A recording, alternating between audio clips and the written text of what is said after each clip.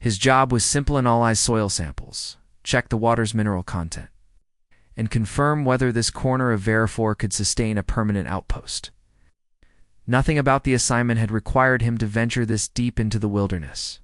Yet the jungle had a way of pulling him further with each step, whispering through its alien hum, luring him beyond reason. The canopy above stretched high, the leaves wide as sails, filtering the sunlight into emerald shafts. Alien birds cried. In the distance, their voices strange and shrill, while insect wings buzzed in unsettling harmony. To most humans, the place would feel hostile, suffocating. To Ethan, there was danger but also wonder, that wonder froze in his chest when he saw her at first glance. She looked like some spirit born from the forest itself. She stood barefoot in the clearing, her toes curling against moss-soft earth, her long hair tangled with vines and blossoms. She wore no clothing, only nature's adornments, woven leaves about her waist. Petals threaded into her hair, streaks of earth smeared across her pale green skin. The sunlight made her shimmer faintly, as though her body had absorbed the jungle's essence. She was watching him, golden eyes, bright and feral, studied him with the unblinking calm of a predator who had yet to decide if he was prey. Ethan's pulse spiked, but he didn't move. Training told him that sudden action would startle wildlife, and while she was no ordinary creature, instinct told him the same rule applied. Her lips parted. When she spoke, her voice was lilting, accented, carrying the music of wind through branches. Human. Ethan swallowed, the translator implant in his ear buzzing as it caught the unfamiliar dialect. After a moment, the word echoed back in English, confirming his suspicion. She wasn't some myth. She was intelligent, sentient. You are. From your den, she continued. I didn't mean to intrude, Ethan said carefully, his voice hushed. He adjusted his stance to appear smaller, less threatening. You live here? She stepped closer, curiosity overtaking wariness. Her movements were fluid, feline, each step too graceful for someone navigating uneven ground. She tilted her head, strands of vine tumbling from her hair as she studied his boots, his jacket, the gleam of his visor. I belong to the vines, she said simply. Her hand brushed along the trunk of a tree beside her, fingers tracing its ridges as though it were kin. They give me food, water, shelter. Why would I need walls like your kind? Ethan tried to process that, being like her an alien who lived unclothed and unshielded in a Class 7 jungle. One that most humans would need full gear to endure, was not only surviving but thriving. Body bore the marks of the wild, faint scars, hardened muscles, yet not a trace of malnutrition. She was not vulnerable. She was part of this world, yet her gaze kept returning to his clothing. She studied the seams of his jacket, the laces of his boots, the protective layers wrapped around his fragile human frame. Her eyes narrowed, thoughtful, not disdainful simply. Curious. Why do you hide yourself? She asked suddenly, her voice soft but insistent. Does the air cut you? Does the sun burn your skin? Do you fear to be seen? The questions tumbled out like challenges. Ethan blinked, caught off guard. In her world, nakedness was not vulnerability, was truth. But in his world, clothes meant safety, identity, culture, even dignity. It's not like that, he tried to explain. Our bodies are softer than yours. Yes, clothes protect us. But they also mean something more. They tell others who we are, where we belong. Her golden eyes gleamed at that. She tilted her head, considering his words, the vines rustling softly as she shifted her weight. Cloth tells your spirit's story, she asked, almost mocking, yet tinged with fascination. Ethan smiled faintly despite himself. Sometimes, yes. For the first time, her expression softened. Lips curved into a small smile, amused but not unkind. She stepped close enough that he could smell the earthy scent of her skin, sharp with wild herbs. Her fingers brushed the edge of his sleeve, tentative, as though testing the truth of his claim. The touch lingered, then withdrew. She looked at her own vine-wrapped body, suddenly thoughtful, and Ethan realized, perhaps for the first time in her life she was, wondering what it would mean to wear something not given by the jungle but chosen by herself. After their first encounter, Leoratha, name she eventually offered, vanished back into the dense folds of the jungle. Days passed with no sign of her. Ethan returned to his soil testing and water filtration studies, but his thoughts lingered. On the alien woman who wore vines as clothing and regarded his jacket with the intensity of a scholar deciphering a riddle, he didn't know if he would see her again. Yet on the third evening, when the twin moons rose pale against the darkening sky, she appeared silently at the edge of his campfire. No sound announced her arrival. One moment he was alone, the next she was crouched in the shadows, her golden eyes glinting with reflected flame. "You eat loud," she said matter-of-factly, nose wrinkling as she eyed the ration pack he had been chewing. Ethan chuckled despite his surprise. "That's one way of putting it. Want some?" She tilted her head, suspicious, before taking the offered package. After sniffing it, she bit into the processed bar. Her expression twisted, but she swallowed anyway. Strange taste, but filling, and so began a pattern. She returned each evening after that, sometimes with wild fruits or roasted jungle root to trade, other times only to ask questions. She laughed when he stumbled, climbing after samples, imitated his accent with sharp accuracy, and teased him for his heavy boots. Yet she was also watchful, her questions sharp as a hunter's spear. One night, while they sat beneath the glowing canopy where bioluminescent vines shimmered like fallen stars, she finally voiced the thought that had clearly lingered since their first meeting. "Why cover your skin in fabric?" she asked, plucking idly at the edge of his sleeve again. "Do humans fear the touch of air?" Ethan smiled at the phrasing, not fear. "Clothes protect us, yes, from cold, from cuts, from sunburn. But there's more to it than that." Leora's eyes narrowed. "More.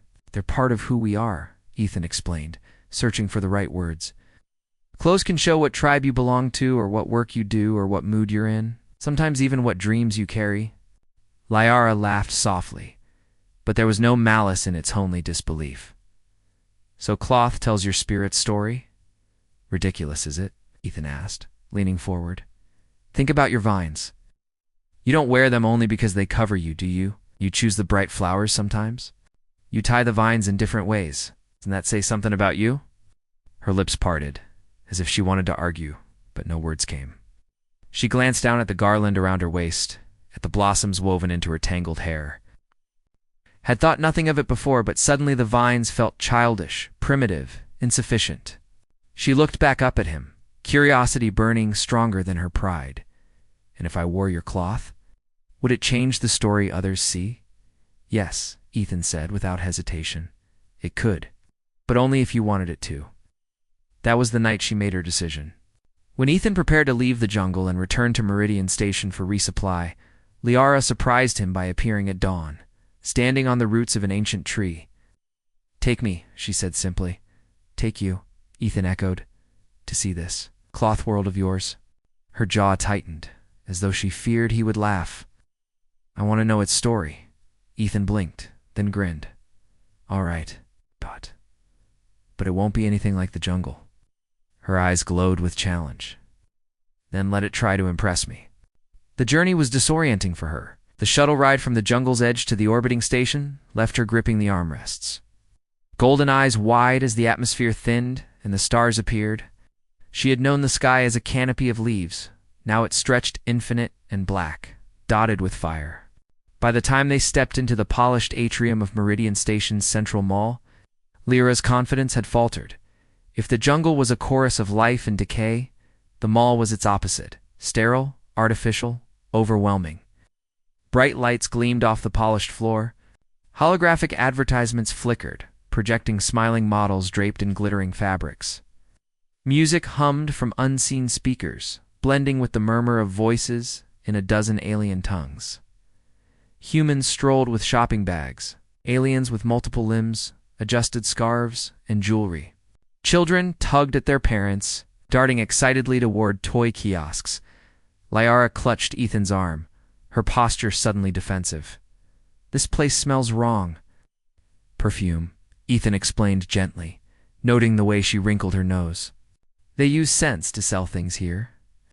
She eyed a passing group of shoppers, all dressed in colors that shifted with the light. Her jaw clenched. They stare at me. They've never seen someone like you, Ethan said softly. Don't worry. You'll get used to it. Ready to try? Rows upon rows of clothing lined the walls, organized with military precision. Shelves stacked high with folded garments stretched toward the ceiling, while racks displayed dresses that swayed as though they breathed with the faint current of recycled air. The lights were soft but artificial, and holograms shimmered above displays, projecting human models twirling gracefully in the latest fashions. To Liara, it felt like stepping into a cavern of illusions, half real, half sorcery. Her bare feet made no sound on the polished floor, but the eyes of the other customers made her skin prickle. A pair of humans paused by the accessory stand, whispering behind raised hands. An insectoid alien with a glossy carapace clicked its mandibles in distaste as it glanced her way. Liara stiffened, fingers twitching as though she might dive for a vine and swing herself back into the safety of her jungle canopy, Ethan noticed. He placed a reassuring hand on her shoulder. Ignore them, he murmured. They don't matter. This is about you. She gave him a wary glance, then turned back to the racks. Tentatively, she reached out and touched a scarf. The fabric slipped, like water through her fingers, too smooth to be real. She pulled back quickly as though it might bite. Ethan suppressed a smile. Try something, he encouraged gently. Liara frowned, her golden eyes scanning the endless variety. Which one? Whichever feels like, Ethan said. Her lips pursed at that. In the jungle, choice was dictated by survival. You wore what you found, leaves, bark, vines. Here the choice was overwhelming, dizzying. Colors clashed, fabrics shimmered, designs twisted into strange shapes. Each item seemed to whisper a different story, but she couldn't understand the language. For several long minutes, she drifted through the racks in silence.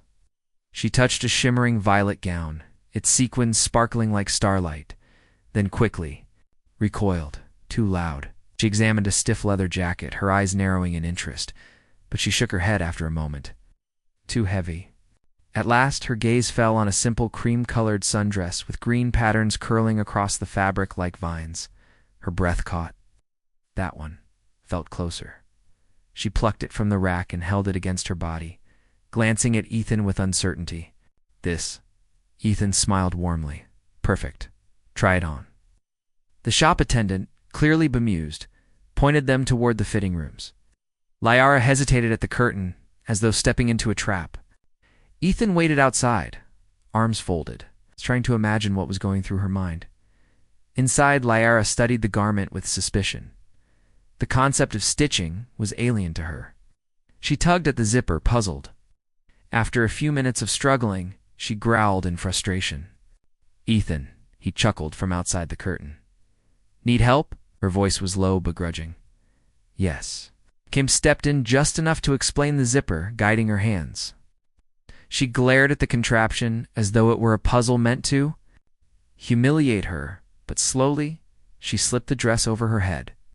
The fabric settled against her skin, soft and cool, flowing lightly instead of clinging like vines. When she finally stepped out, the shop seemed to pause. The jungle spirit was goner, at least transformed.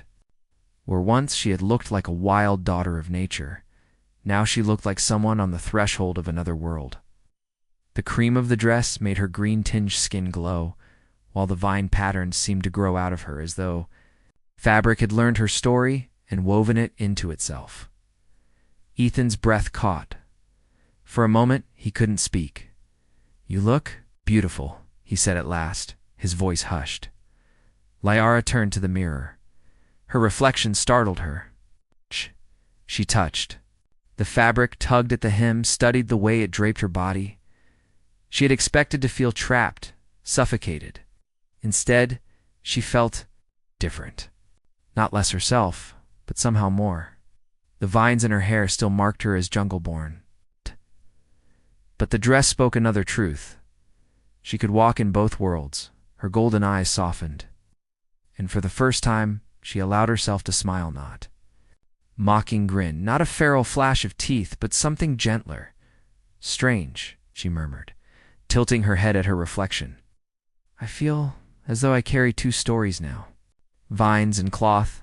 Ethan's smile widened. Exactly, that's what clothing can do. It doesn't erase who you adds to it. The shop attendant, who had been watching from behind the counter, cleared her throat. That dress, it suits her.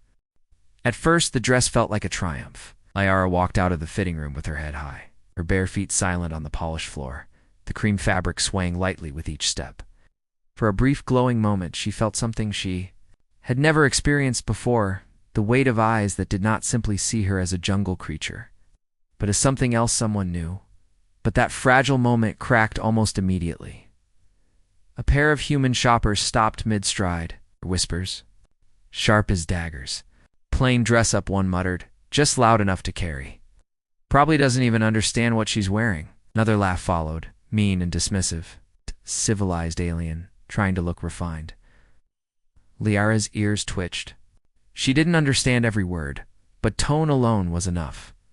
Her spine stiffened, golden eyes narrowing as a growl built low in her throat. Oh. In the jungle, insult was answered with dominance, and dominance with survival. Her hands twitched as though she might rip the dress away and show them exactly what kind of strength she possessed beneath it. Ethan moved quickly. He stepped beside her, close enough that his presence became an anchor. Don't, he whispered. Firmly.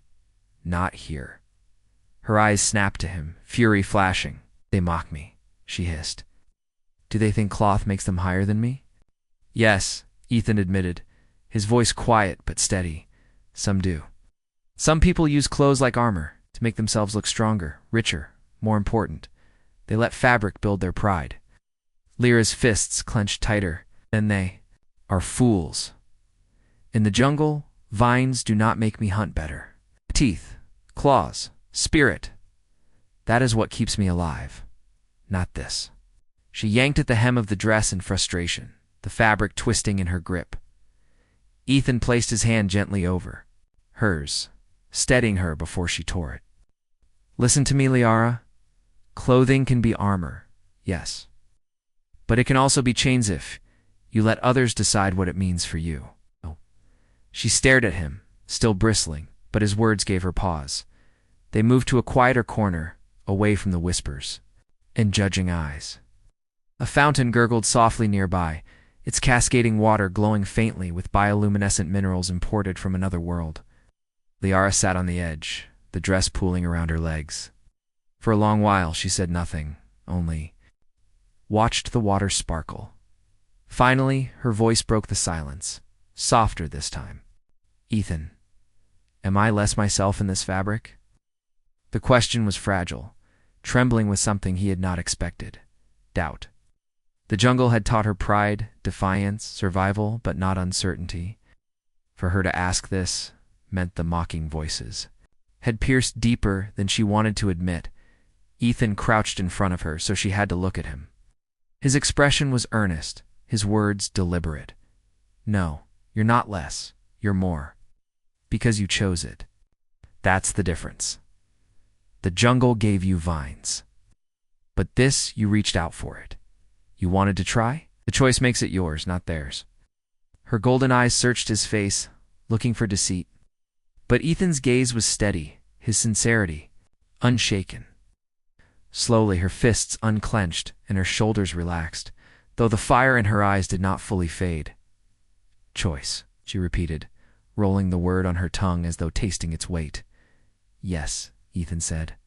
That's what matters. Not what they think, not what the dress is supposed to mean, only what it means to you. Liara looked down at her reflection in the rippling water. The vines in her hair marked her as jungle-born, yet the cream dress told another story entirely.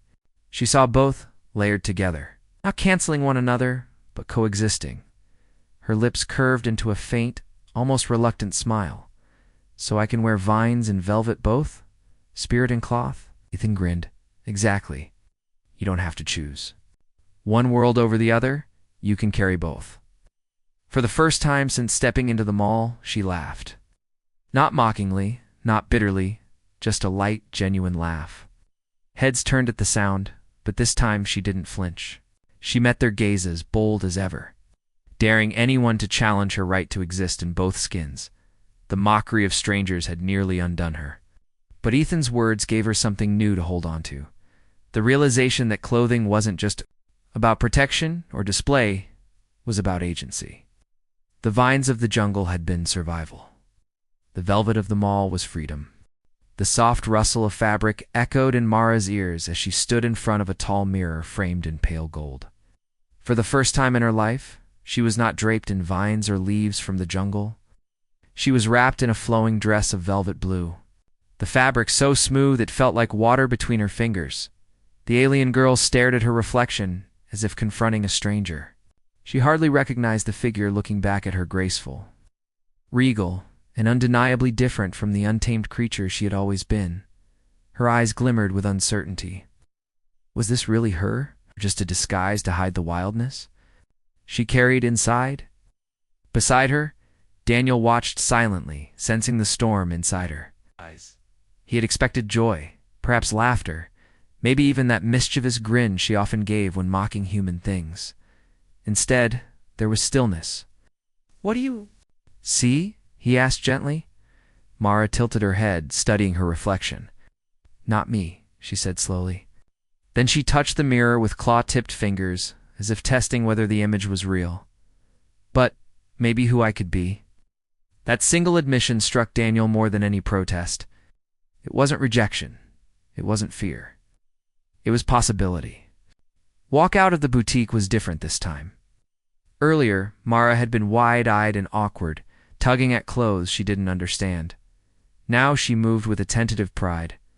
Heads turned as humans saw her, an alien woman dressed elegantly. Chin high, stride strong. Some whispered, some stared too long. But none of that mattered to Daniel. He saw her standing taller than ever before. Mara noticed the looks too. At first she bristled, ready to bare her teeth like she would in the jungle. But then she caught Daniel's calm glance, steady and reassuring, and the urge faded. Instead, she simply walked on, realizing this was part of the human world too, being seen, being judged, and learning to stand unshaken. They stopped near the mall's grand fountain, where water shimmered under colored lights. Sound reminded Mara of jungle rivers, though softer, more controlled. She crouched by the edge, fingers brushing the water's surface. "Your rivers are tamed," she said thoughtfully. Daniel chuckled. "Like you?" She shot him a glare, though a smile tugged at her lips. "Do not think fabric makes me tame." She tugged at the velvet sleeve playfully. "Oh." "I still have claws. And you'll need them," Daniel admitted, his voice turning more serious. "Out there, beyond Earth, not everyone will be kind. Some will look at you and see prey, or worse, a tool." Mara's smile faded, her gaze deepening as she listened. In her jungle, survival had always been immediate: fangs, teeth, and instinct. But this was something different. Survival here meant more than claws. It meant learning, adapting, and carrying herself with strength in a world that demanded masks as much as courage. She nodded slowly. "Then I will wear this velvet as armor." That evening, as they prepared to leave, Mara carried a bag of carefully chosen clothes, strong boots, simple shirts, and one velvet dress she refused to part with. Each item represented a step she had taken away from the vines of her past and towards something new. As they walked back to the transport hub, she looked at Daniel. "Why do you help me?" she asked softly.